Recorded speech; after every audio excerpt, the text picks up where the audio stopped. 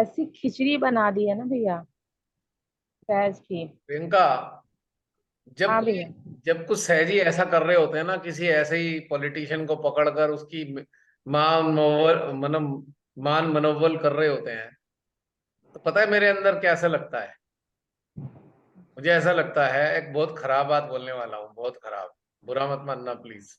मुझे जो लगता बोलिए। है, जैसे बाथरूम में कमोड होता है ना, कमोड, उसको आप डेकोरेट करो, उसे मालाएं पहनाओ, उसको सम्मानित करो आप। ऐसा फील होता है मेरे को। अभी मैं नाम नहीं लूंगी, पर अभी कुछ दिन पहले एक संस्था के हिसाब से एक अच्छे जाने माने सहजी है, तो मन की बात को ऑर्गेनाइज किया। हाय भगवान! और सेंटर के बाद सब सुनेंगे बैठ के। इतनी माय गॉड! शर्म आ रही है, सुन के भी मुझे शर्म आ रही है, महसूस करके शर्म आ रहा है। इससे बुरा कुछ नहीं हो सकता कि क्योंकि उनको आपको, इतनी आप क्या कर रहे हो, इज्जत। लालच है आपको, ये इतनी लालच है कि आपको जाना है वहां, तो आप जाओ ना, आप जाके मरो वहां पे। अब सबको उठा के लेके जा रहे हो, क्योंकि आप उस पद पे बैठे हो कि सबको बोलोगे सुनने के लिए, तो आप सुनाओ। वहां सुनने वाले भी लालच में हैं, तभी बैठे हैं। इतने शर्म की बात है, इतने शर्म। My God! माँ के। मुझे तो बड़ा हैरानी हो रही है। इसका मतलब कुछ लोगों के लिए तो एलिमिनेशन प्रोसेस पहले ही चालू हो चुका। ये सारे भैया ये लक्षण जो ये सारे लक्षण एलिमिनेशन प्रोसेस में फंसने के हैं। सुमेधा बहन, कुछ कह रहे थे आप? जी भैया, ये बोल रही थी कि जैसे जो अंधभक्त टाइप के लोग होते हैं उनके लिए हमें जैसे आज्ञा से काम करना है, अटेंशन वर्क करना है, ये तो चलता है। पर उनका ग्रॉस एग्जिस्टेंस भी अपना टॉलरेट नहीं हो पा रहा है। जैसे आते हैं बात करने भी तो रिपल्शन होती है एकदम। देखिए बहन, अंध भक्तों के लिए कोई काम नहीं करना है। वो तो एलिमिनेशन प्रोसेस में आ चुके हैं, उनके लिए कोई काम घर में नहीं ही करने भरे का। हुए हैं भैया। करना केवल उन पर लोगों वो के लिए है, करना केवल उन लोगों के लिए है जो बच सकते हैं। हम्म।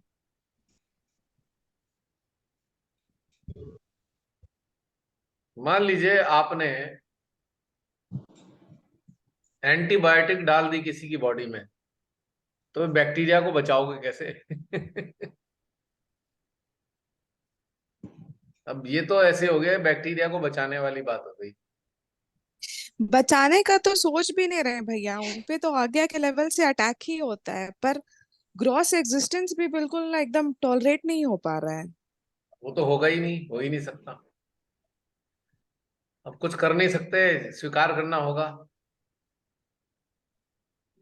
लेकिन अपने आप के साथ जुड़कर ग्रो करना होगा ऐसी कंडीशन में। कुछ किया नहीं जा सकता। बहुत दुर्दशा में है भैया, वो तो एलिमिनेशन प्रोसेस में आ चुके हैं, तभी वो अंधभक्त में है, ऐसे समझ लीजिए आप। मैंने कहा था ना एक बार बहुत पहले, छटाई 1 मिनट में हो गई। जो अंधभक्ति में आ गया, छट गया, वो कोई भी हो, चाहे वो सहजी हो या सहज से बाहर का हो, वो तो छट चुका। उस पे तो सुदर्शन चक्र चलेगा ही चलेगा। उसे तो कोई बचा नहीं सकता, तीनों लोकों में कोई नहीं बचा सकता।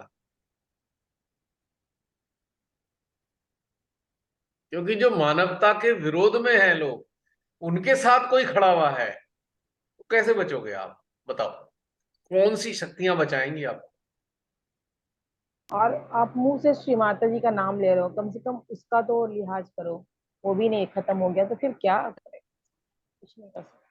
मतलब मैं कहूं, व्यक्ति की बात नहीं कर रहा, मैं कहता हूं कि मानवता का हित और अहित अगर सहजी हम्म। को दिखाई नहीं देता, तो फिर सहजी हम्म। है ही नहीं वो। सबसे पहली बात, हाँ। तो सहजी हो ही नहीं सकता, इसी चीज से छट जाएगा। नाम लेने से क्या हो जाएगा? मैंने कहा ना, वो प्रसाद खिलाने से कुछ नहीं होता, तो नाम लेने से भी कुछ नहीं होता।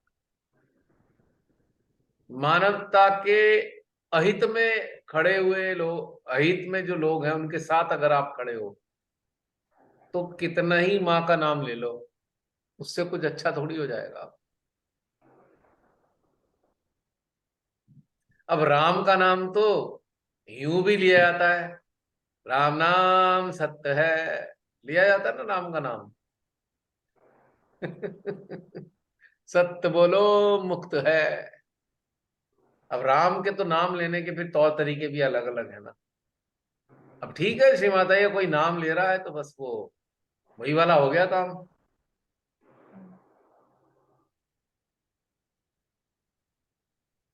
मतलब कोई कैसे ऐसे लोगों के साथ खड़ा हो सकता है?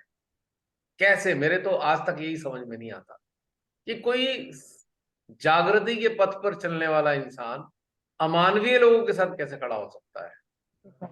हाउ? लालच। हाँ, स्वार्थ। कुछ भी है। तो एक टेंडेंसी भी फिर हम रहती है ना, उसको फिर हम उसको जो पॉपुलर है उसके साथ जागृत हो जाओ। फिर हम उसको हाँ हाँ हाँ। जागृति पथ का पाथिक नहीं कह सकते। सहज में पॉपुलैरिटी की बहुत बड़ी बीमारी है, वो तो नरक पॉपुलर के होना। पथ पर अग्रसर है। जागृति का पथ नरक की तरफ तो नहीं जाता, और जो नरक की तरफ जा रहा है वो जागृति की तरफ नहीं जाता। दोनों विरोधाभासी हैं।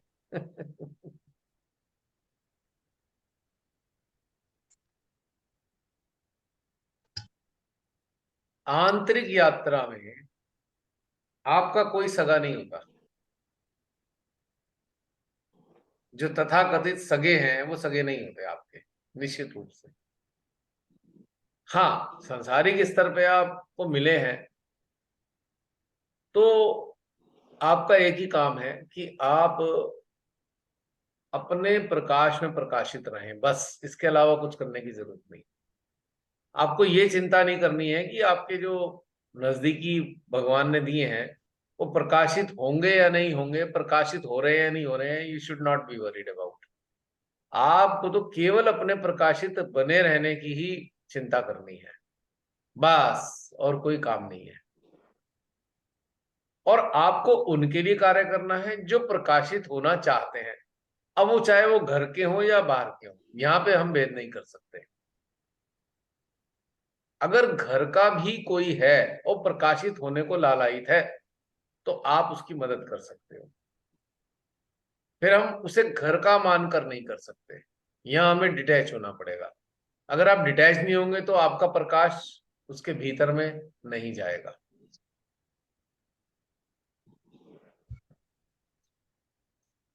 अगर प्रकाश देना है तो डिटैच होना पड़ेगा, डिटैच्ड फॉर्म में ही। वो प्रकाशित हो ही नहीं सकता। तो दोनों चीजें हैं। और ये तो बहुत सुंदर बात है अगर कोई प्रकाशित होना चाहता है, लेकिन एक शर्त आपको रखनी है कि आपको 100% डिटैच फॉर्म में ही प्रकाश देना है, अन्यथा प्रकाश नहीं होगा, प्रज्वलित ही नहीं होगा दीपक।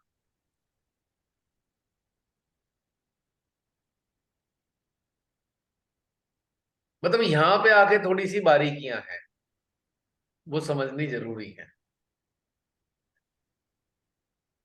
ये ग्रॉस लेवल पे आप प्रकाशित नहीं कर सकते घर के सदस्यों को, इम्पॉसिबल। केवल desired one, those who have कीन डिजायर, आप उन्हीं की मदद करें। आप ये ना सोचें मैं इसकी भी कर दूं उसकी भी कर दूं, तो आपका समय भी बर्बाद होगा और आप एक भ्रम के शिकार हो जाएंगे, और बहुत लंबे समय तक भ्रम आपको उन्नत नहीं होने देगा। भैया बहुत सारे लोगों तो मतलब को तो उन्नत करने की इच्छा ही नहीं होती अंदर से, चाहे वो घर के ही लोग हाँ, हो। तो मत तो करिए ना। इसलिए मैं तो कह ही नहीं रहा हाँ। इस बात को। हम्म। देखिए, एक जागृत चेतना का सगा कौन होता है? एक जागृत चेतना का सगा जागृत ही होता है और कोई नहीं होता।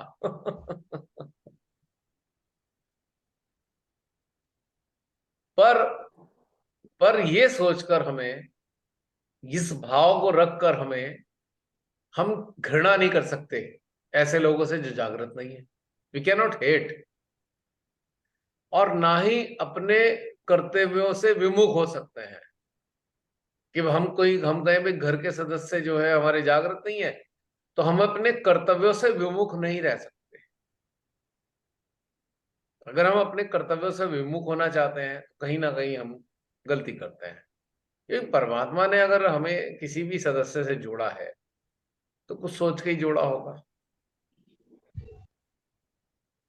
अगर मैं दूसरे शब्दों में कहूं कि भाई ठीक है, जो आपके विरोध करते हैं घर के सदस्य या रिश्तेदार, तो आप लकी हो, क्योंकि वो आपके रिफाइनिंग एजेंट हैं। परमात्मा ने इसलिए उनको साथ रखा है क्योंकि आप रिफाइंड हो जाएं, आप और ज्यादा उन्नत हो जाएंगे, आप बहुत सारी और चीजों को अटके थे उससे बाहर निकल जाएंगे। इसलिए कोई समस्या नहीं है। रिस्पेक्ट घर के सदस्यों की इसीलिए करनी है क्योंकि वो परमात्मा के द्वारा स्थापित किए गए हैं। अगर वो ऐसा काम नहीं करते जो मानवता के खिलाफ हो, परमात्मा के खिलाफ हो या प्रकृति के खिलाफ हो, जैसे कहते हैं ना वो LIC की पॉलिसी होती है ना, कि उसमें ये है, ये मिल जाएगा, वो मिल जाएगा, और बारीक लेटर्स में लिखा होता है कंडीशन अप्लाई। तो नजदीकी लोगों के लिए कर्तव्य करने के लिए वो बारीक लेटर्स हैं नीचे, कंडीशन अप्लाई वाले। कौन से? नंबर 1, एंटी गॉड नहीं होने चाहिए, एंटी नेचर नहीं होने चाहिए, और एंटी ह्यूमन नहीं होने चाहिए। अगर ये 3 चीजों में से कोई अटका हुआ है तो फिर उसके लिए करने की कोई जरूरत नहीं, यू जस्ट लीव। अगर ये 3 चीजों के विरोध में वो नहीं है, 3 चीजों को नहीं करते, तो सारे कर्तव्य पूरे करिए। अगर जो मानवता के खिलाफ है, अगर आप उसके लिए कुछ करने की सोच रहे हो, तो आप भगवान की खिलाफत कर रहे हो। आपको भी वही पाप लगने वाला है जो उनको लगेगा, because you are standing with such people, चाहे वो घर का हो या बाहर का हो। ऐसे लोगों के प्रति कर्तव्यशीलता नहीं होनी चाहिए जो इन 3 चीजों की तरफ, 3 चीजों से जुड़े हुए हैं। मानवता के विरोधी हैं, भगवान के विरोधी हैं, और प्रकृति के विरोधी हैं। उनके लिए कोई कर्तव्य करने की कोई जरूरत नहीं होती। यहां पर आपको कोई प्रॉब्लम नहीं होने वाली।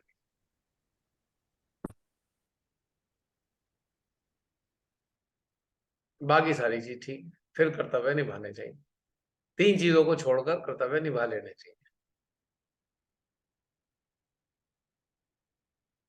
कठिन है, लगता होगा कठिन, छांटे, पर है सत्य। क्योंकि आप फिर उन्हीं की कैटेगरी में आ गए ना, आप उन्हीं की सहायता कर रहे हो।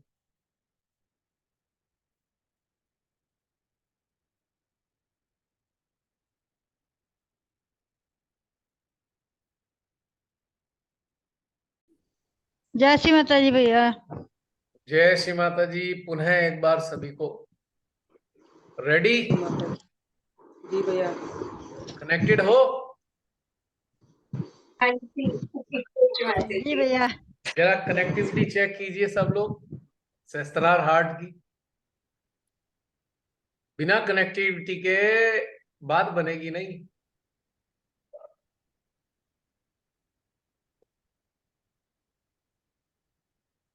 कंफर्म कीजिए अपने आप को कि हाँ भाई कनेक्टेड है या नहीं।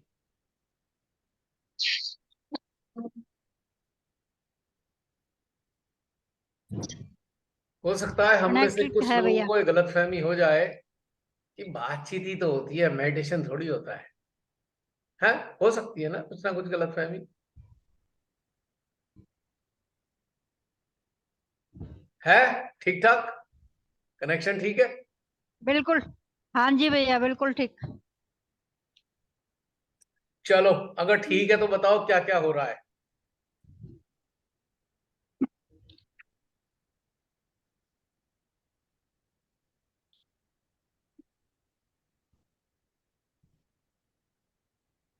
बताइए सिस्टम में क्या हो रहा है। अगर कनेक्टिविटी ठीक है, सिस्ट, हमें पता तो होना चाहिए। सिस्ट, जी बहन सिस्टम बताओ। में हलचल है भैया। हलचल है। हलचल है भैया सिस्टम में। अच्छा। और मध्य हृदय सहस्त्रार और मूलाधार पूरे हलचल में है। सारा सिस्टम चल रहा है। जी भैया। किसका नहीं चल रहा बताना जरा।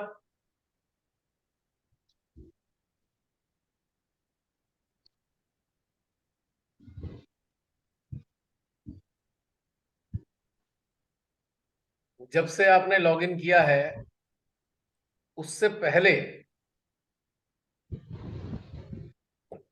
कोई बात चल रही थी अंदर, उसका प्रभाव है?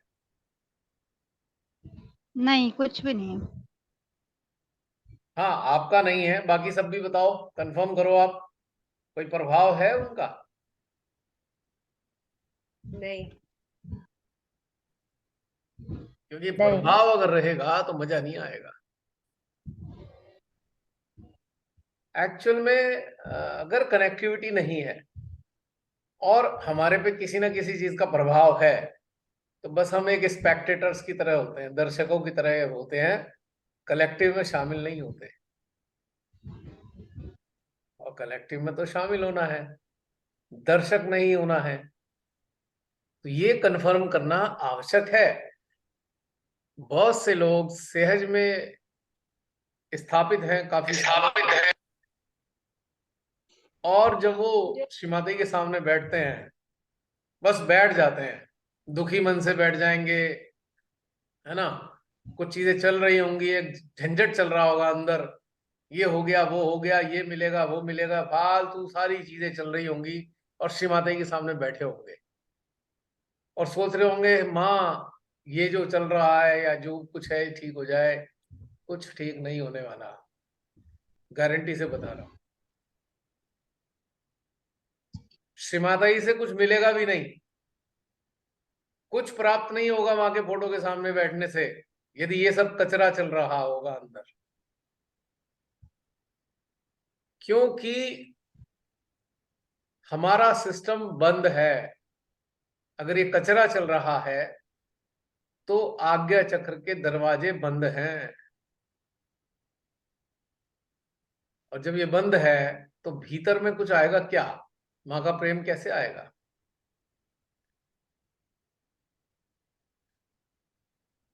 जो ध्यान का एक एटमॉस्फियर हमारे अंदर होना चाहिए, अपने अंदर खुद के अंदर जो एक ध्यान का एटमॉस्फियर होना चाहिए, अगर नहीं है कुछ नहीं होगा। 1000 मंत्र ले लो, कोई दिक्कत नहीं है, तब भी कुछ नहीं होगा।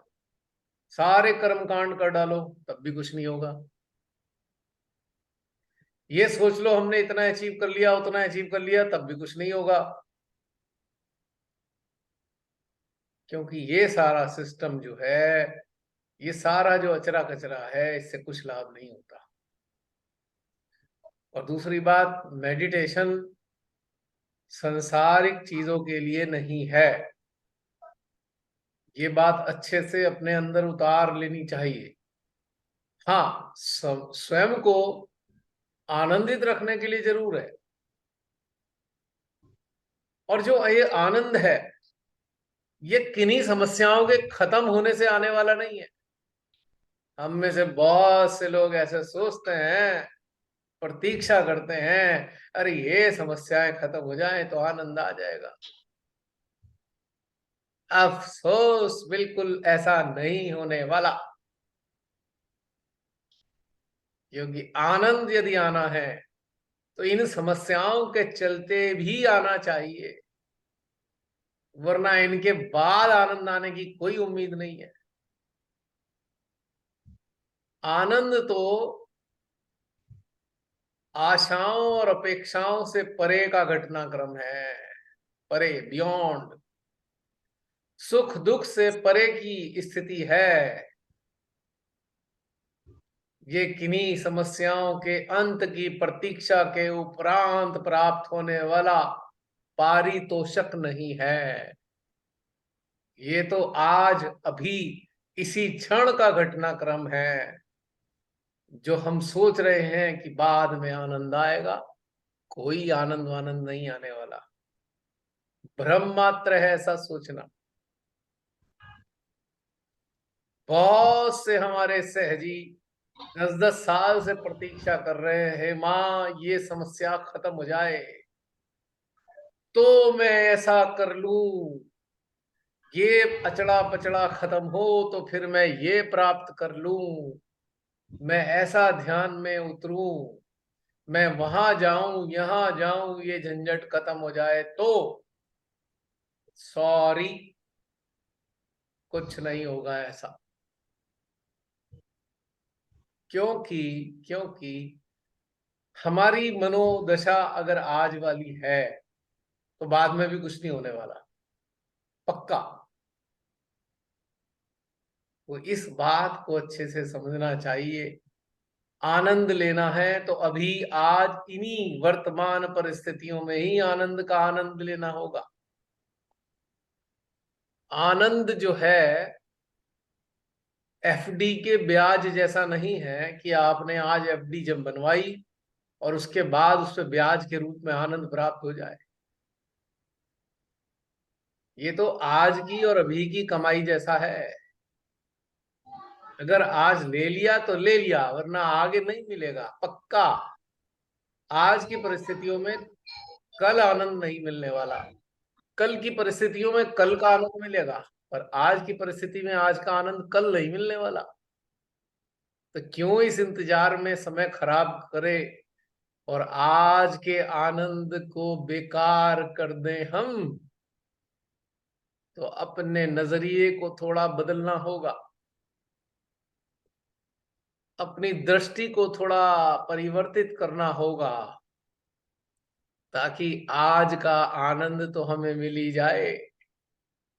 करते हैं ना प्रतीक्षा कि कल आनंद ले लेंगे, और वो वाला आनंद तो, आज वाला आनंद आने वाले कल में तो मिलता ही नहीं है।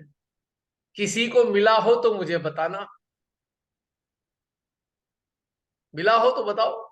आज का आनंद अगर आने वाले कल में मिल जाए तो मैं तो गुलामी करूंगा उसकी, ऐसी महान विभूति की।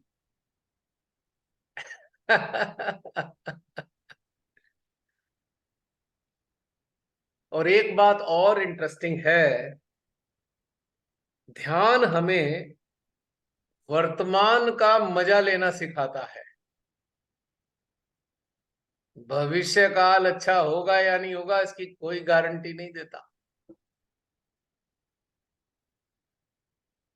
हम में से बहुत से ऐसे भ्रम में पता नहीं कितने सालों से जी रहे हैं।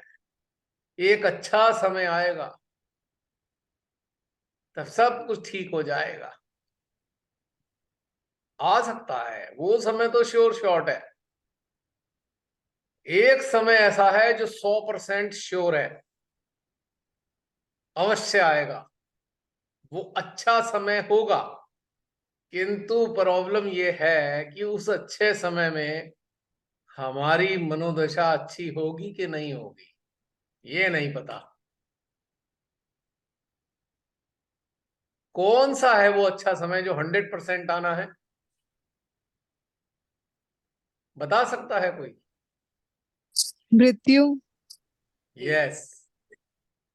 पर उस मृत्यु के काल में हमारी मनोदशा कैसी, अच्छी होगी कि खराब होगी, क्या कोई ये भी बता सकता है? भैया जैसा अभ्यास करेंगे वैसी होगी। जैसा अभ्यास करेंगे वैसी होगी, करेक्ट। तो आज का अभ्यास क्या कहता है कि आज अगर हम दुखी हैं तो कल कैसे सुखी हो जाएंगे? जो वर्तमान है वही सत्य है जी, बाकी सब मिथ्या है। जो यस। पल जो चल रहा है, जो हम बैठे हैं आमने सामने, यही सत्य है। ये बीत जाने के बाद में हम इस पल को दोबारा नहीं ला सकते। अक्षुण सत्य है, जो आज है अभी है वही सत्य है। वही सत्य है जी। अगर ये समझ में आ जाए सबको, तो ये जो भीतर में डंडा लेके दोनों आज्ञा खड़े हैं ना, डंडे लेके, लड़ते रहते हैं दोनों आज्ञा, ये खत्म हो जाए झगड़ा।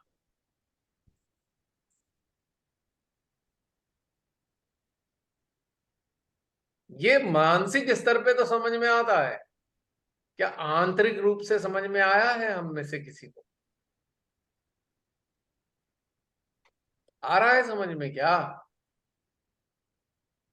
आता है भैया। आता है? हाँ जी। अब तो आ रहा है, थोड़ा आ रहा है। वर्तमान में थोड़ा ही थोड़ा आ रहने रहा है। का अभ्यास चल रहा है। Very good, very good. वर्तमान ही सत्य है और सत्य को ही आत्मसात करना है। अब समझ में आया कबीरदास जी का वो दोहा, कल करे सो आज कर, आज करे सो अब, पल में परलय होगी होएगी। बहुरी आगे क्या है? करेगा का, आगे क्या है? बहुरी करेगा। गौरी करेगा कब, ये जानते हो? इसी घटनाक्रम के लिए था इनका दोहा। आज ये दोहा समझ में आ रहा होगा। अब हमारे से, हम बहुत सारे लोगों ने कबीरदास जी के इस दोहे को समझा होगा, ये जो काम धंधा करने वाली चीजें हैं ना, इन्हें डिले मत करो, आज ही कर लो। और वास्तव में कबीरदास जी को काम धंधे का क्या लेना देना था? जिन कबीरदास जी से सुई में धागा नहीं पिरोया जाता था, वो क्या काम धंधे की बात करेंगे? उनके जुलाहे पिता ने कबीर से कहा, अब तू बड़ा हो गया कबीर, थोड़ा काम वाम करने में मेरी मदद कर दे भाई, अब देख मैं बूढ़ा हो रहा हूं। कबीरदास जी कहते हैं, मैं कर तो देता, करना तो चाहता हूं, पर परेशानी क्या है, जब मैं सुई में धागा डालता था या डालता हूं, तो राम का नाम विस्मृत हो जाता है मेरे से। तो क्या कबीरदास जी काम धंधे वालों के लिए कुछ बोलते हैं भला कभी, जिनसे खुद काम धंधा नहीं हो पा रहा था? तो उन्होंने आज इसी अवस्था की बात करी थी, इसी अवस्था की, इसी स्थिति की, ये जो आनंद है इसको कल पे मत छोड़ो। मिलने वाला कुछ नहीं है आने वाले कल में, आज का आनंद कल नहीं मिलेगा।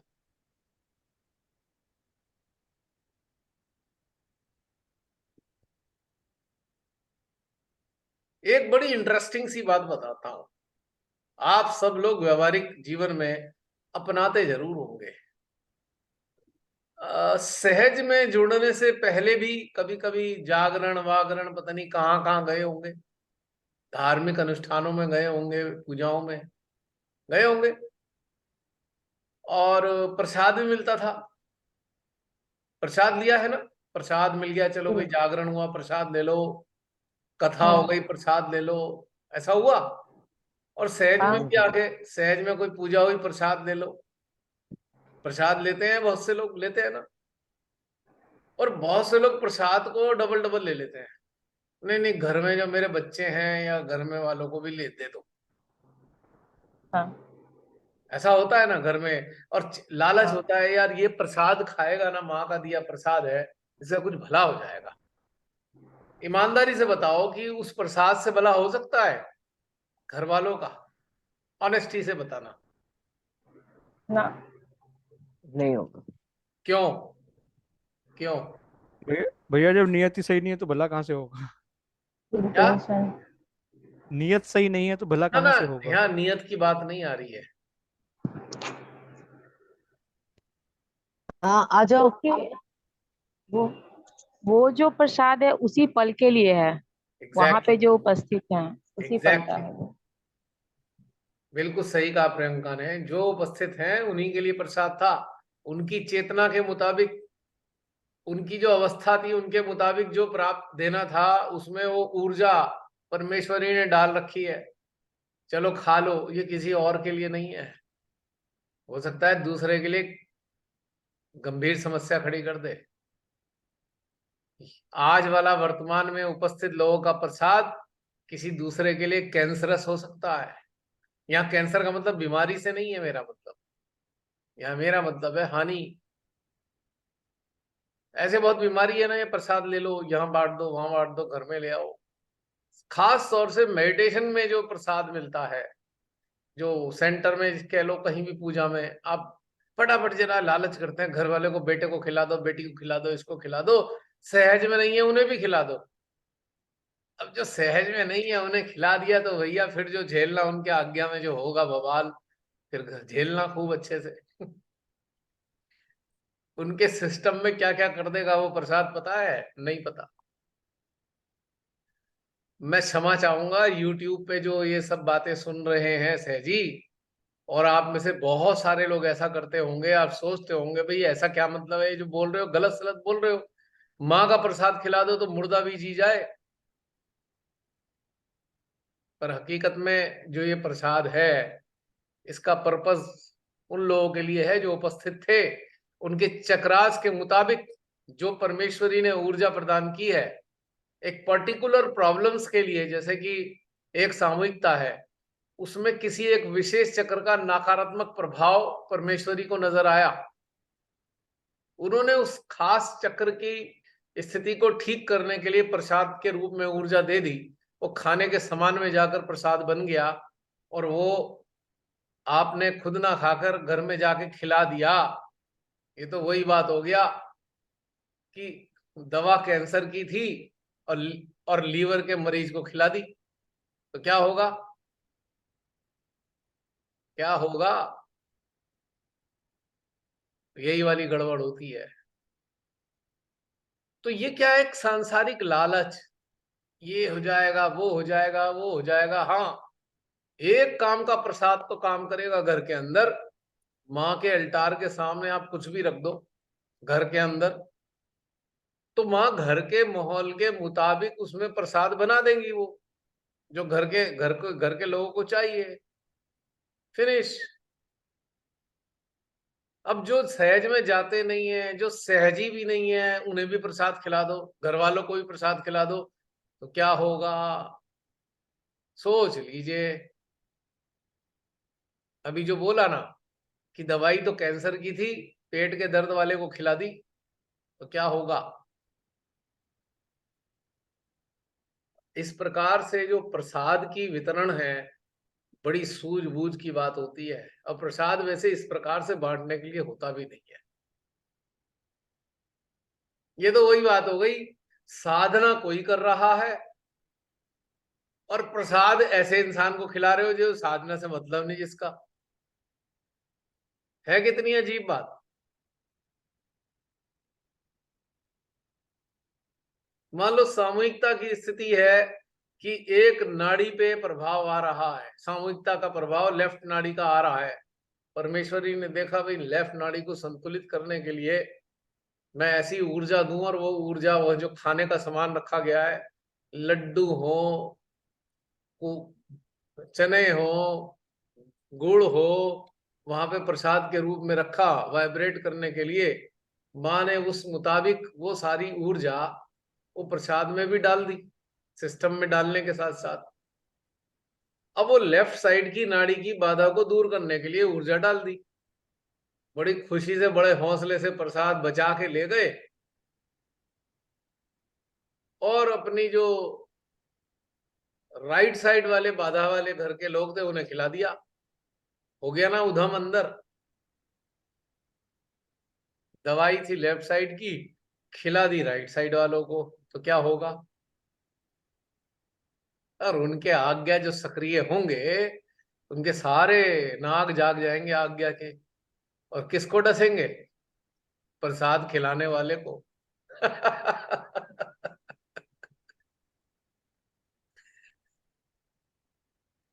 भैया प्रसाद का ये कंसेप्ट तो एकदम नया है, कभी नहीं सोचा इस बारे में।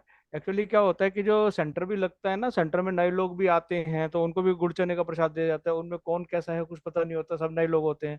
दूसरे क्या होता है, जन्माष्टमी के अवसर पे ना, हमारे वहाँ सेंटर पे नवीन शाहजरा में, वो जैसे कृष्ण लीला वगैरह करते हैं और उसके बाद वो मक्खन और मिश्री का प्रसाद बांटते हैं। तो स्टॉल लगा हुआ होता है, जितने देखने आते हैं सबको बांटते हैं। तो वो तो फिर हम गलत ही कर रहे थे, हमें मालूम ही नहीं था इस चीज का। भाई प्रसाद का मतलब है कि आपने जो वहां, अब ये तो मैं साधारण उसकी आयोजनों की बात नहीं कर रहा, मैं स्पेशली ध्यान की बात कर रहा हूं, और साधारण में भी कोई देवी के जागरण में उपस्थित हुआ, रात भर बैठा, तो प्रसाद तो उसके लिए है।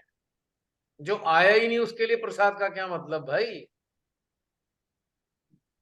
प्रसाद का मतलब है कंसीडरेशन, प्रतिफल, कि आपने तपस्या की 8 घंटे जागकर या 6 घंटे जागकर, उसका प्रतिफल देवी माँ ने आपको दिया। पर जो घर में सो रहा है उसको प्रसाद खिलाने से क्या मिलना?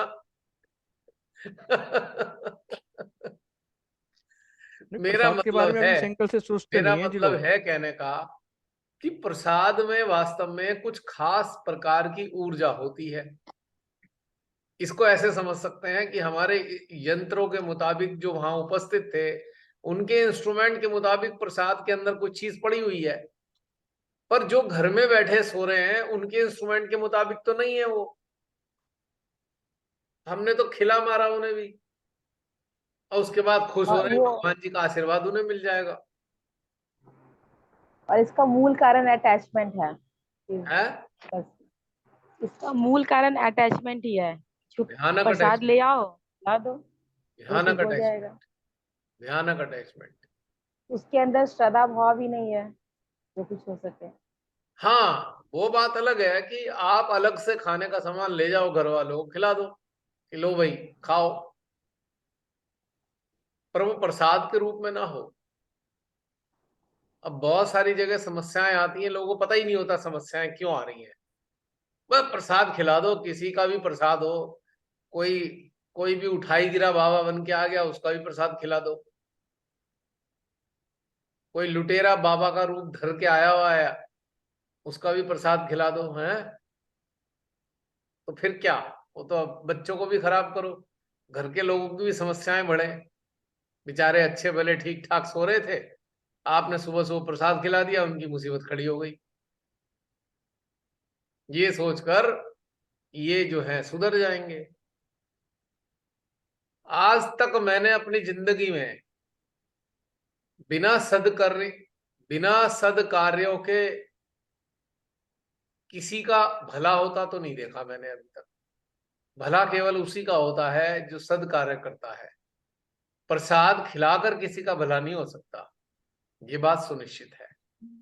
इसका मतलब अगर ऐसा हो जाता तो आप कार्मिक जो प्रिंसिपल है, कार्मिक जो थ्योरी है, जो कार्मिक जो एक लॉजिक है, उसे आप कैसे बदल सकते हो प्रसाद खिला के?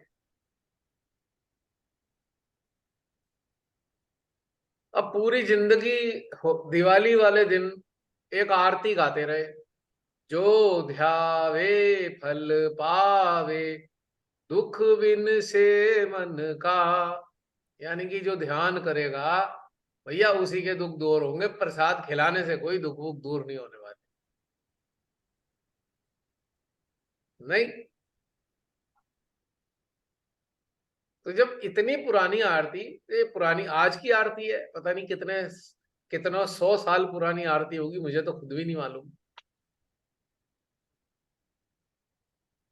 चलो सहयोग का तो आपको अब मिला, श्री माता जी ने आके साक्षात्कार देकर ये रास्ता दिया, पर ये आरती और ये जो बोल हैं ये तो बहुत पुराने काल से चले आ रहे हैं।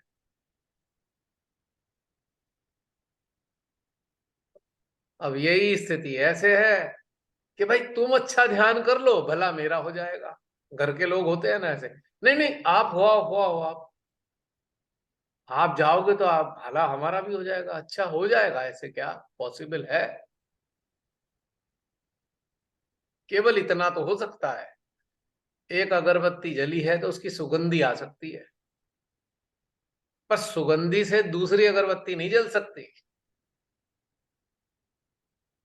एक अगरबत्ती के पास, जलती हुई अगरबत्ती के पास 10-20 अगरबत्तियां घुमाते रहो उसके धुएं के चारों तरफ, क्या धुएं से अग्नि जल जाएगी?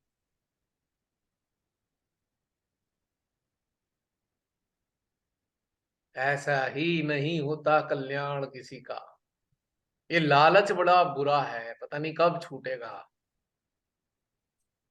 जिन घर वालों के कल्याण के लिए आप प्रसाद की सोच रहे हो, वो घर वालों के अंदर की जो सोल है, क्या आप जान पाए उनकी सोल के बारे में? क्या आप समझ पाए वो सोल की रिक्वायरमेंट क्या है? क्या उस सोल के मुताबिक उनको एनवायरनमेंट दे पाए? जब यही नहीं पता कि सोल की रिक्वायरमेंट क्या है, तो प्रसाद खिलाने से क्या हो जाएगा भाई?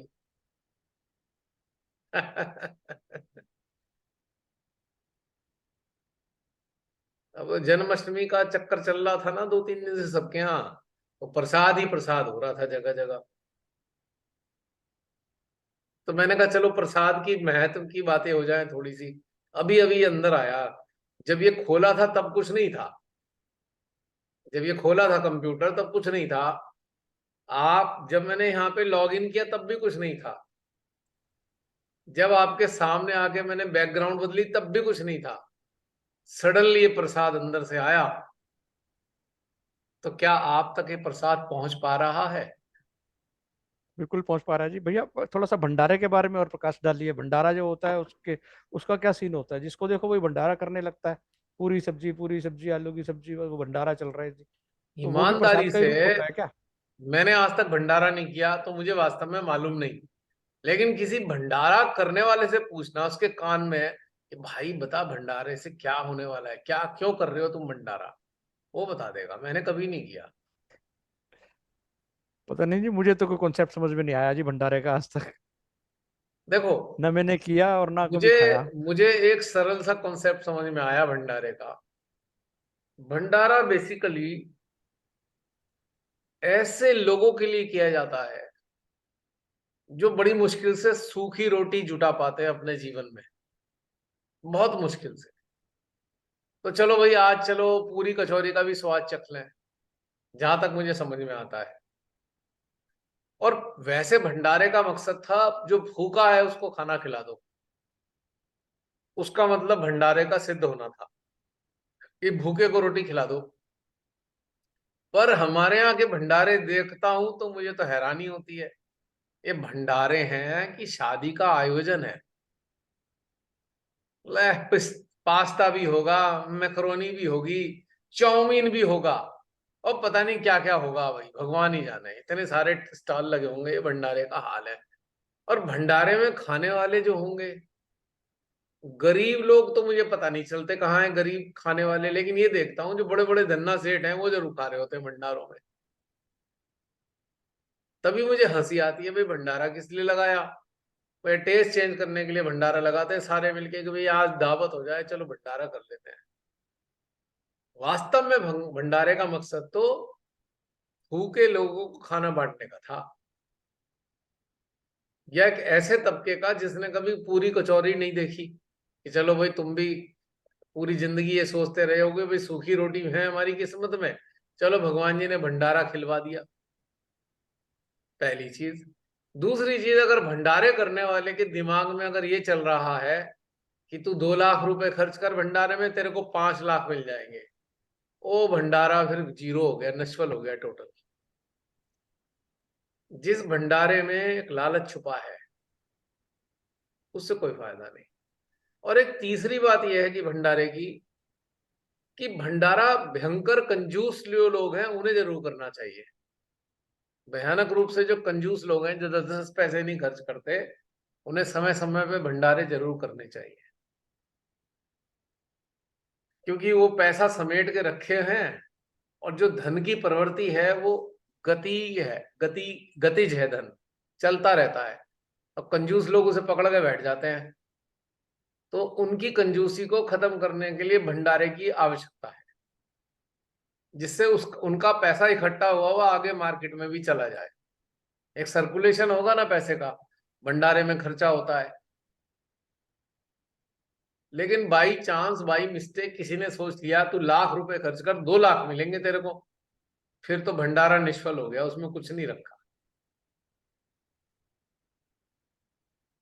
मेरा तो मानना यह है कि जो भंडारे आयोजन करते हैं उसमें उनको एक पाबंदी लगानी चाहिए कि भाई केवल जो निराश्रित और बहुत ही गरीब तबका है वो ही खाना खाए।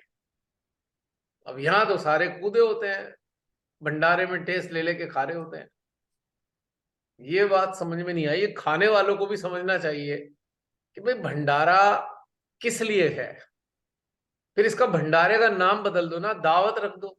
एक सामूहिक दावत का आयोजन कर रहे हैं, भंडारा ना मत रखो इसका नाम, फिर गलत हो जाता है ना। सामूहिक दावत, सबसे कंट्रीब्यूशन किया, पैसे इकट्ठे किए, पूरे बाजार ने एक दूसरे से पैसे इकट्ठे किए, एक सामूहिक दावत कर ली, वो तो समझ में आती है। पर अब उसे भंडारा कह रहे हैं तो फिर उसकी भंडारे का अपमान कर रहे हैं, लिटरली वी आर डिस्ग्रेसिंग भंडारा।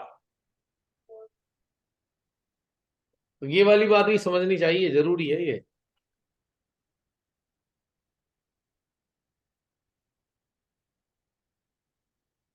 तो राकेश जी समझ में आया? अब मुझे पता नहीं सत्य क्या है भाई, मेरे तो हृदय में जो आता है मैं तो वो बोलता जी भैया, पर्पस तो अच्छा है इसका कि भाई जिन लोगों को नहीं पूरी कचौरी मिलती भगवान के नाम पे, अगर उनको कभी मिल भी जाए तो उनके लिए तो त्योहार हो जाता है वो तो। हूँ। एग्जैक्टली, अच्छी बात है ये पर्पस तो। पर्पस यही था भंडारे का। बिल्कुल बिल्कुल, ये बात समझ में आती है जी। और मुझे पर भंडारे ये को एक्चुअली में, सामूहिक भोज ज्यादा नजर आते हैं। हाँ एक्चुअली में ये होता नहीं है, होता नहीं है, पर वास्तविकता में एक पार्टी उसमें जुड़ जाती है। हाँ, बहुत सारी चीजें और ऑर्गेनाइज हो जाता है, ये होता नहीं है। कायदा ये होना चाहिए कि जो भंडारा रख रहा है उसमें ये शर्त होनी चाहिए कि भैया जो बाजार के लोग हैं वो नहीं खाएंगे। केवल केवल गरीब मजदूर, जो रिक्शा विक्शा वाले चलाने वाले, बहुत ही निम्न आर्थिक वर्ग के लोग खाना खाएं, तो ये स्ट्रिक्टली उसको फॉलो करना चाहिए कायदे में। तब तो उसका कोई मायने है। ना तो दावत है, अब दावत तो खा लो, आज यहाँ खाओ कल वहां खाओ। उसमें क्या फर्क पड़ना है।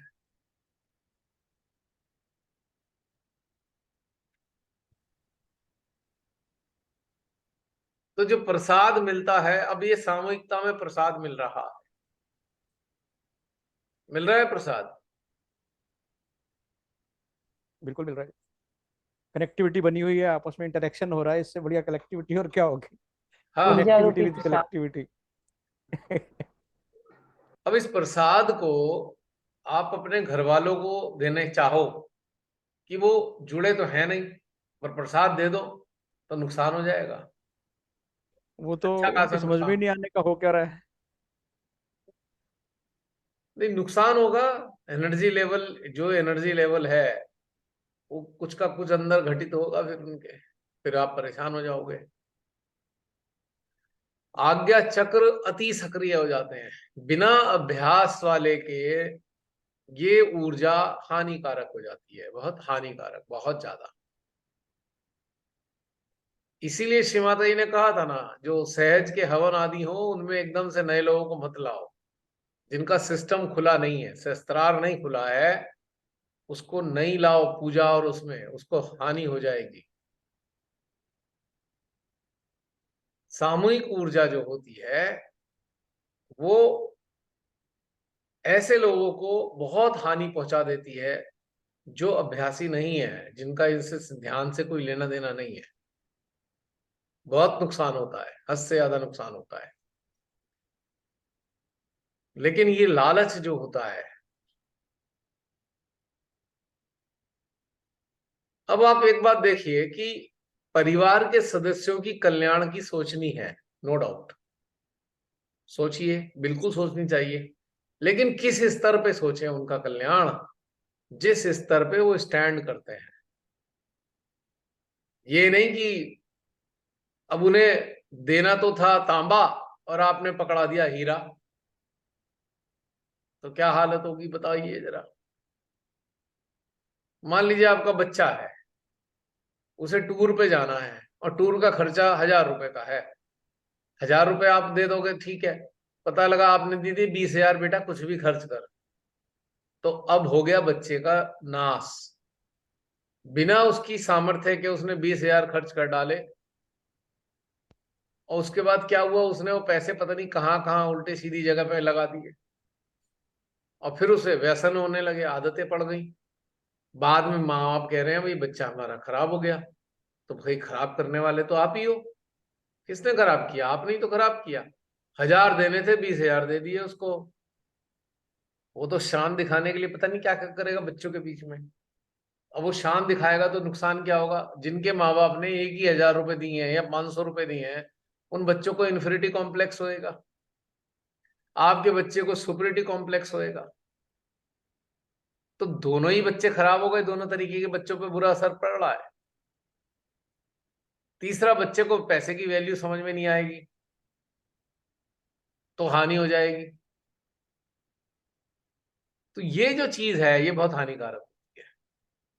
बहुत से पेरेंट्स कहते हैं अरे नहीं नहीं, हमने तो पैसे नहीं देखे थे, हमारे सामने में तो बड़ी गरीबी थी, पर अब हमारे बच्चे को कोई दिक्कत नहीं होनी चाहिए। आप आज अच्छी स्थिति में इसलिए आए, आपने बहुत मेहनत करी, बहुत रगड़ के ऊपर आए, तब जाकर आप इस स्थिति में आए। बच्चे को आप बैठे बैठाए वो स्थिति पहुंचा दोगे। पता लगा जब संघर्ष का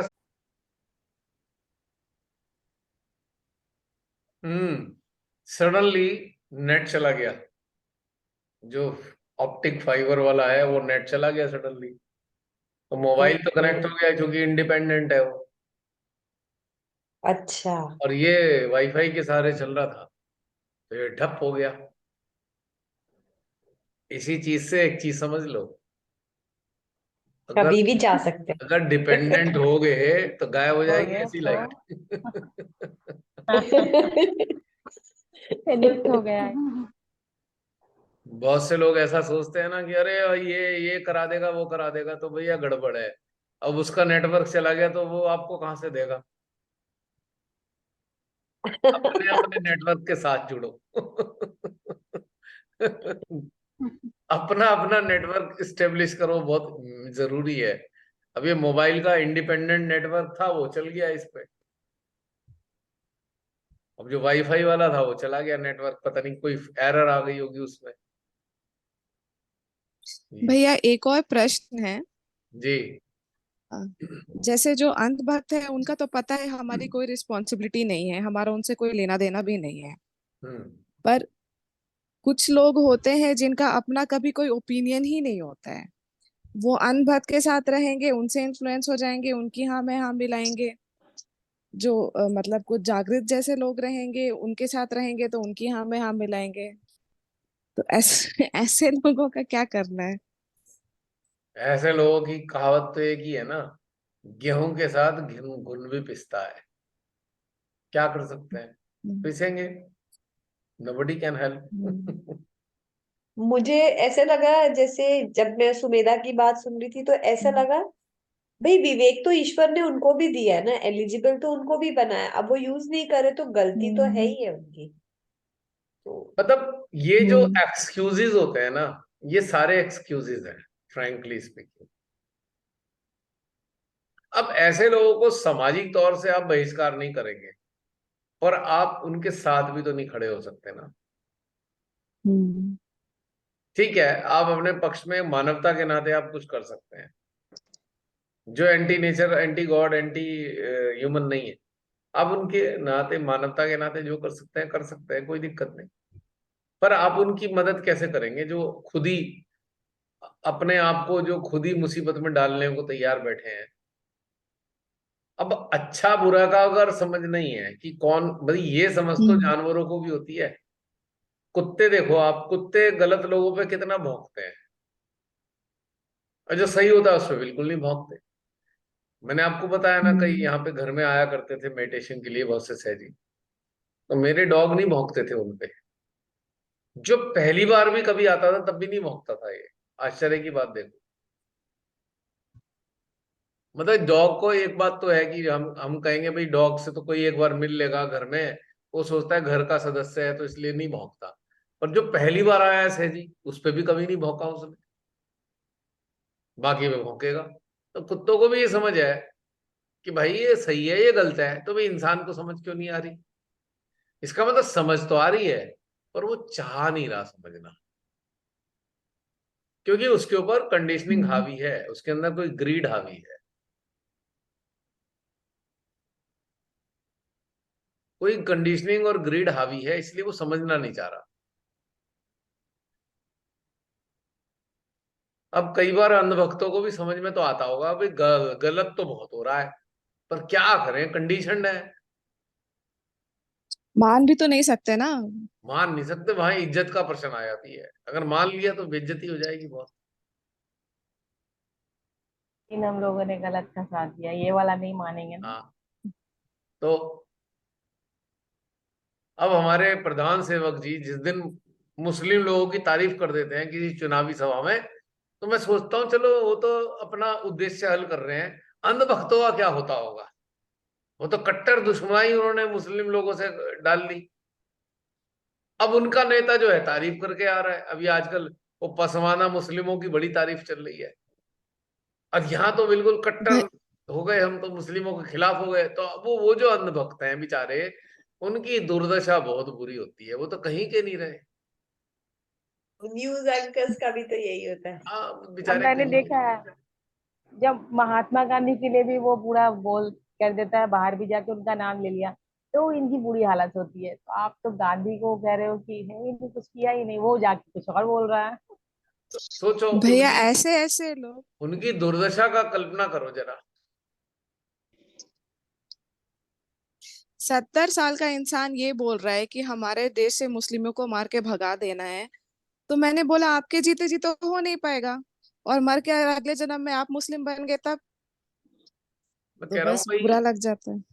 ये सारी चीजें ये सबको पता है। बचपन में कुछ किताबें तो पढ़ी होंगी या कहीं सुनी होंगी, कथा कहानियां, रामायण, रामायण गीता कहीं ना कहीं तो पढ़ी होगी। तो उसमें साफ लिखा है, घृणा करना, मानवता से घृणा, मानव से घृणा करना पाप लगता है। पढ़ा होगा ना कहीं ना कहीं। दूसरी चीज ये हर किताब में मिल जाएगा, सबका मालिक एक। जब सबका मालिक एक है तो हम घृणा करने वाले कहां से पैदा हो गए। बताओ कौन से सदगुरु थे जिन्होंने ये बात नहीं बताई होगी कि सबका भगवान एक ही है। तो और ये जो धंधा चलाने वाले बड़े बड़े गुरु घंटाल टीवी पर बोलते हैं आके, और करोड़ों अरबों रुपए कमाते हैं, गुरु तथा कथित ये भी तो भगवान को एक ही बताते हैं। इन्होंने कौन सा अलग अलग बता दिया। तो इतनी मोटी बात भी जिसे समझ में नहीं आ रही, तो भाई उसका क्या कर सकते हो आप उसका कुछ नहीं कर सकते। और जो घृणा है, जाति के आधार पे घृणा, धर्म के आधार पे घृणा, बिरादरी के आधार पे घृणा, ये 100% मानवता विरोधी है। एंटी गॉड है, एंटी ह्यूमन है, एंटी नेचर है। तीनों ही चीजें इसके अंदर समाई हुई हैं। मतलब एक तो ये होता है कि चलो भाई एक चीज है, यहाँ तो तीनों चीज इसके अंदर है। अगर हम जाति और धर्म के आधार पर किससे घृणा करें, जाति धर्म बिरादरी, तो ये हम तीनों के ही विरोध में चले गए। तो ऐसे लोग जागरूकता कैसे रख सकते हैं अपने अंदर, ये जागरूक कैसे कहलाए जा सकते हैं। और ऐसे लोगों की गर्दन पे तो सुदर्शन चक्र चलना ही चलना है, कोई नहीं रोक सकता। और ऐसे लोगों के साथ आप खड़े हो तो भाई सुदर्शन चक्र फिर भेदभाव नहीं करता।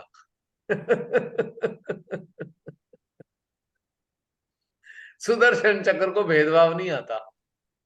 वो तो वो तो एम्ड है कि तीन चीजों के खिलाफ होगी, चलो भाई निपटा दो, इसको खत्म करो।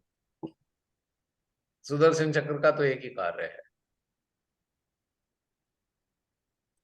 अब बहुत से अंधभक्तों ने अभी जन्माष्टमी मनाई होगी खूब हर्षोल्लास के साथ में, पर जन्माष्टमी जिसकी मना रहे हैं उस कैरेक्टर को तो समझ ही नहीं पाए लगता है। अब कृष्ण जी ने सिवाय प्रेम के कोई और बात की हो तो बता दो मेरे को। वो तो अपनी पूरी जान लगा दी, भैया मत लड़ो, महाभारत के काल में दोनों पक्षों को समझा समझा के थक गए, मत लड़ो मत लड़ो मत लड़ो। पूरी जिंदगी प्रेम भी फेरा जिन्होंने। और उनकी धूमधाम से जन्माष्टमी मनाते हैं हमारे क्या कहते हैं अंधभक्त, और फिर घृणा करते हैं। तो भैया कृष्ण जी के भी विरोध में चले गए। तो अंधभक्त कृष्ण जी के विरोध में है, अंधभक्त राम जी के विरोध में है, अंधभक्त महादेव के विरोध में है, अंधभक्त सारी देवियों के विरोध में है। तो भैया इनका होगा क्या, आप खुद सोच लो। आप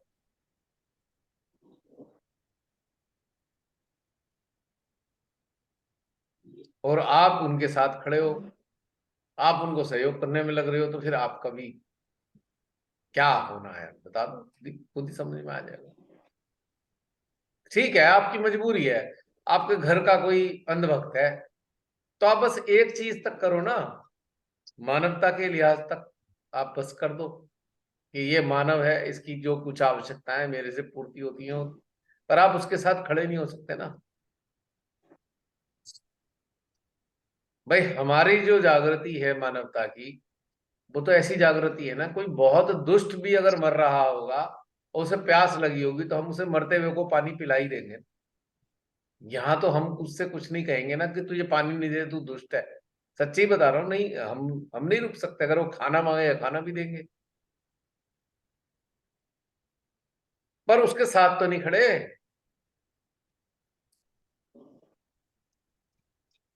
भाई कोई भूख से मर रहा है हमारे सामने, हम कहेंगे भाई ले खा ले, चाहे वो तंदुरुस्त हो के हमारी सर पे ही गर्दन पे ही तलवार रख दे, पर कोई बात नहीं, उस वक्त तो दे ही देंगे खाना। तो ये मानवता होती है। मानवता में और सहयोग में, विरोधी लोगों के सहयोग में बहुत बड़ा अंतर है। मानवता खाली मानव तक सीमित रहनी चाहिए, मानवता तक।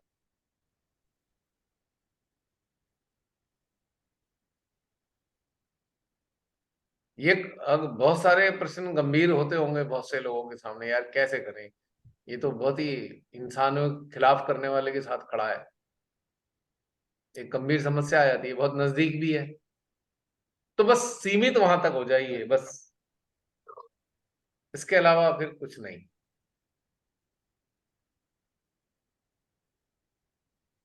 क्योंकि क्योंकि अगर आप अगर मानवता को बना के रखेंगे कहीं ना कहीं, तो कभी ना कभी एक रियलाइजेशन हो सकता है, चांसेस हैं। वैसे बहुत सारे लोगों की अंधभक्ति तो छूट जाने वाली है। साहब जी को जब लात लग जाएगी तो बड़े सारे लोगों की अंधभक्ति गायब हो जाएगी एकदम, श्यू करके। ये क्या हुआ चमत्कार, कल तक तो बड़े तगड़े अंधभक्त थे, अब क्या हुआ, सुबह उठी आंख खुली तो गए, अंधभक्ति खत्म हो गई। ऐसा होगा बहुत से लोगों का। कायर होते हैं ना अनभक्त। हाँ वही तो मैं कह रहा हूँ। और फिर उसके बाद क्या होगा आप जानते ही हैं। और ये भी इतिहास लिखा जा रहा है, ऐसा भी होने की संभावना बन रही है। अब बहुत ही बड़ा दुर्भाग्य होगा भारत के लोगों का तो कह नहीं सकता, लेकिन कहीं ना कहीं उम्मीद तो है। हमें तो कोई फर्क नहीं पड़ता क्या होगा क्या नहीं होगा, हमें तो कर्तव्य अपना तब भी रहेगा, आज भी रहेगा। हमें तो ना तो कोई निराशा होने वाली है, ना कोई अफसोस होने वाला है। आज भी वैसे ही कर्तव्य है, आने वाले समय में भी कर्तव्य हो।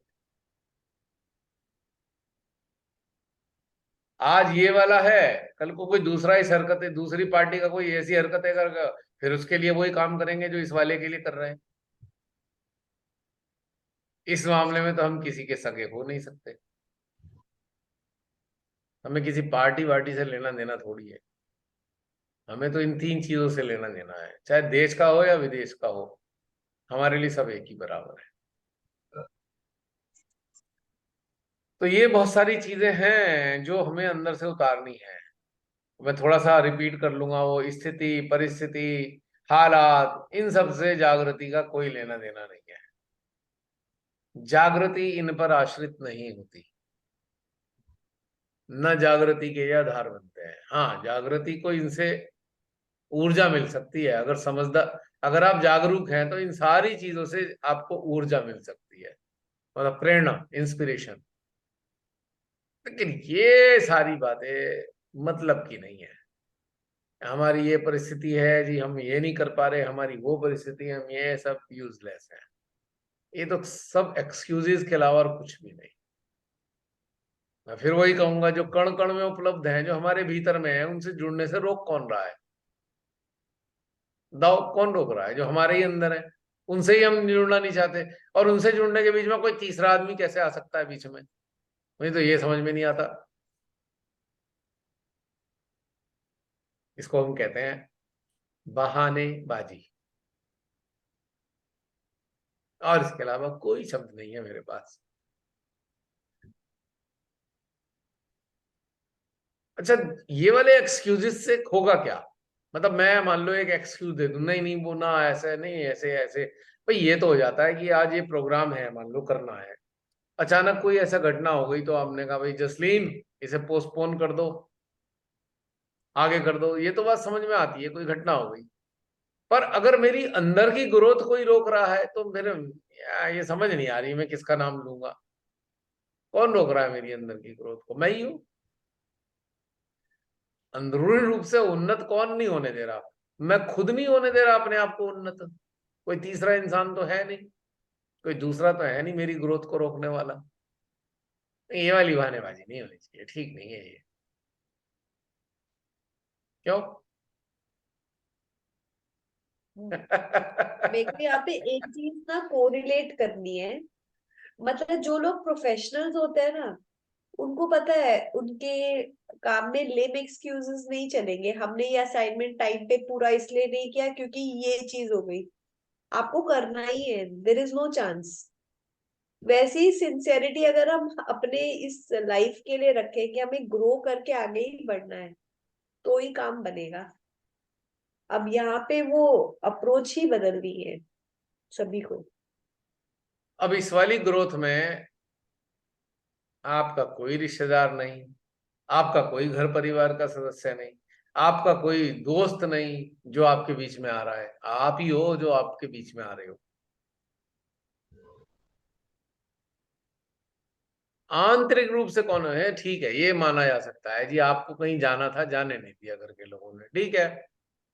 अब आप अंदर से जुड़ नहीं रहे हो तो भी तो आपकी समस्या हो गई ना। कोई तीसरा दूसरा थोड़ी आपको बाधा दे रहा है। अब अंदर उतरना है, अपने अंदर झांकना है, अंदर जो है एक्सप्लोर करना है, तो कौन रोक रहा है? Who is there? No one. ये बहानेबाजी भैया नहीं इससे होती। इससे ये ध्यान आता है कि जैसे अगर हम किसी कॉम्पिटिटिव एग्जाम या किसी भी चीज की तैयारी अगर करते हैं, हम्म। तो ठीक है, बहुत अच्छा कोचिंग सेंटर ज्वाइन कर लिया जो बेस्ट है, तो ये पता है कि उससे गाइडेंस मिल जाएगी और अगर सही चलेंगे तो हम अपनी मंजिल पे पहुंच जाएंगे। पर कितनी भी अच्छी कोचिंग हो, कितनी भी अच्छी गाइडेंस हो, जब तक सेल्फ स्टडी नहीं होती तब तक तो मतलब ये लक्ष्य तो नहीं पा सकते। तो वैसे हम सबको अपनी सेल्फ स्टडी करनी, मतलब अपने अपना कार्य करना भी बहुत जरूरी है। बिल्कुल, उसके बिना कुछ नहीं होने वाला, कुछ नहीं होगा इसके अलावा। सारे एक्सक्यूजेस हैं, इसके अलावा कुछ नहीं है। अंदर की साधना, इसे हम कहते हैं अंतर साधना, यानी कि अपने अंतःकरण को साध लेना, अंतर साधना है। तो इसमें बीच में दूसरा है ही कौन? बाधा है कौन सिवाय हमारे?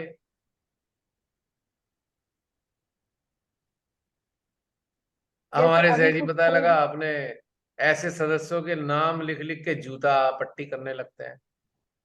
यार खुद ही तो बाधा हो, बेचारे किसी और का नाम क्यों जूता लिख के उस पर जूता पट्टी कर रहे हो? आप खुद इन्वॉल्व हो।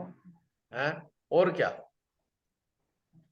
अब जैसे कोई जीवन में घटनाक्रम आता है, या ऐसे ही देख ले, जैसे ये रक्षाबंधन ही देख ले, या फिर जाकर अभी जन्माष्टमी देख ले, तो उसमें इन्वॉल्व हो गए। ऐसा लग रहा है कि वही अब चलने वाला है, उसमें इतना इन्वॉल्व हो जाते हैं किसी भी फेस्टिवल में कि ये वही तो चीजें मैं जो कह है रहा ये हूँ। रह जाती है।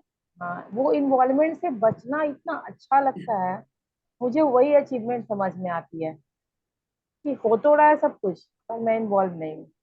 यही अचीवमेंट अभी तक तो है। वो मैं रहे वही तो कह कर रहे रहा हैं हूँ, पर इन्वॉल्व नहीं। इसमें आंतरिक यात्रा में हमारे अलावा कोई और बाधक है ही नहीं। हम ही बाधक हैं, हम ही सहयोगी हैं, हम ही साथी हैं। कोई और है ही नहीं ना दूसरा जिसको हम मान के चल रहे हैं कि इसने अड़चन डाल रखी है। तो बिल्कुल कोई कहे जी, एक्सपीरियंस से बोलेंगे अब कोई। एक और उदाहरण होगा, बहुत से कोई कहेंगे नहीं भाई हमारे घर का सदस्य ना सुबह से जब भी सुबह से शाम तक गालियां ही बकता रहता है। तो ठीक है भैया, बकने दो, आप मत सुनो उसकी गाली, क्यों सुन रहे हो? उसे कहीं बकने दो, बकता रहेगा, आप अपने अंदर में जुड़े रहो। क्योंकि आप उसकी गालियों पे ध्यान दे रहे हो, इसलिए आप डिस्टर्ब हो रहे हो। यानी कि वो जो फेंक रहा है आप उसे लपक रहे हो।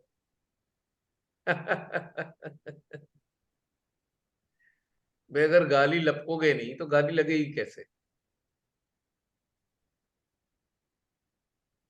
नहीं, उसने हमारा अपमान कर दिया, हमें गाली दे दी, आपने ली, वो कैसे आपका अपमान कर सकता है? आपने स्वीकार कर ली गाली, तो आपको अपमान लग रहा है, आप स्वीकार ही नहीं कर रहे। आप ऐसे में दीवार बन जाओगे, भाई गाली दे रहा है, दीवार खड़ी है। अब दीवार तो गाली सुन के रिएक्ट करती नहीं।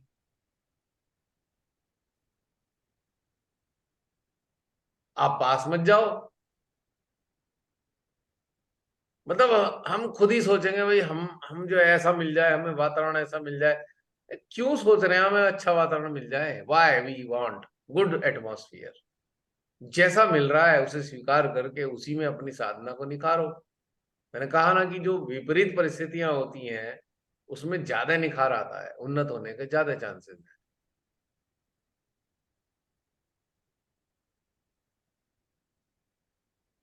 या फिर सामर्थ्य हो कि आप अपने बूते पे कहीं ऐसे स्थान पे रहने लग जाएं, फिर उसमें आपको सामर्थ्य ढूंढना पड़ेगा अपने अंदर।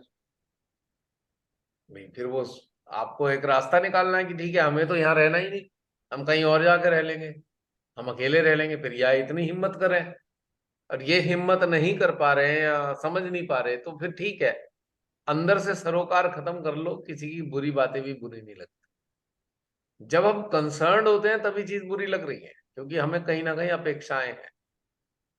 अब मेरे से मान लीजिए आपको प्रेम है, और मैं ऐसी ऐसी बातें करता रहूं तो आपको खराब लगेगा, ए भाई मेरा कैसी बातें कर रहा है।